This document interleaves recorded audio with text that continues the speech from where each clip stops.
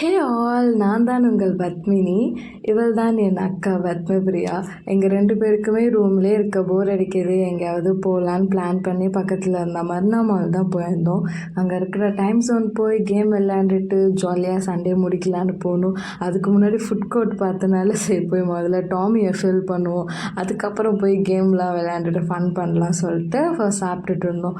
அங்கே போய் அந்த டைம் ஜோனில் பார்த்தா ஒரே குட்டீஸ் அவங்களோட பேரண்ட்ஸாக இருந்தாங்க. சண்டேங்கிறனால எல்லோரும் கூட்டிகிட்டு வந்துட்டாங்க போல் கேம் விளையாடுறதுக்கு.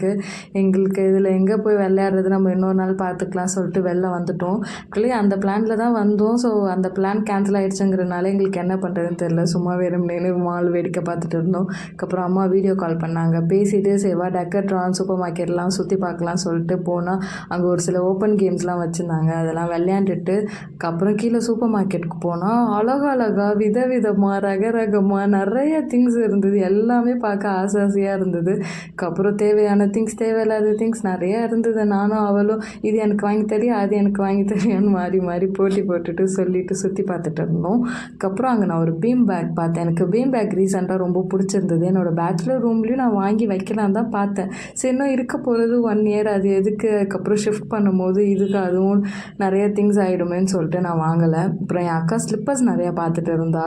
அவளுக்கு எதுவும் செட் ஆகுற மாதிரி தெரியல. அதுக்கப்புறம் சரி போகலாம் அப்படின்னு சொல்லிட்டு வெளில உட்காந்து கொஞ்சம் ஃபன் பண்ணிவிட்டு பக்கத்தில் இந்த ஷாப்புக்கு போயிட்டு கோல்ட் காஃபி வாங்கி குடிச்சிட்டு இருந்தோம். சேவா அப்படியே பக்கத்தில் இந்த மாதிரி விவேரா மாலுக்கும் போயிடலாம் சொல்லிட்டு விவேரா மால் ஒரு விசிட் விட்டால் மாலை செம்ம அழகாக டெக்கரேட் பண்ணி வச்சுருந்தாங்க. சூப்பராக லைட்டிங்ஸ்லாம் போட்டு பக்காவாக இருந்தது.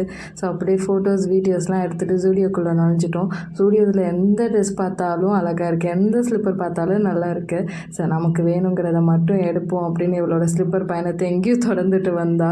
அப்புறம் அவளுக்கு ஒரு பச்சை கலர் ஸ்லிப்பர் பிடிச்சிருந்து, எனக்கு இந்த க்ரன்ச்சஸ் வாட்ச் பிடிச்சிருந்து. ஸோ எங்கள் 2 பேருக்கும் இதை எடுத்துகிட்டு அப்புறம் ஒரு சுடி, நான் ஒரு டிஷர்ட் எடுத்துகிட்டு அதுக்கு பில் அவள் தான் போட்டா.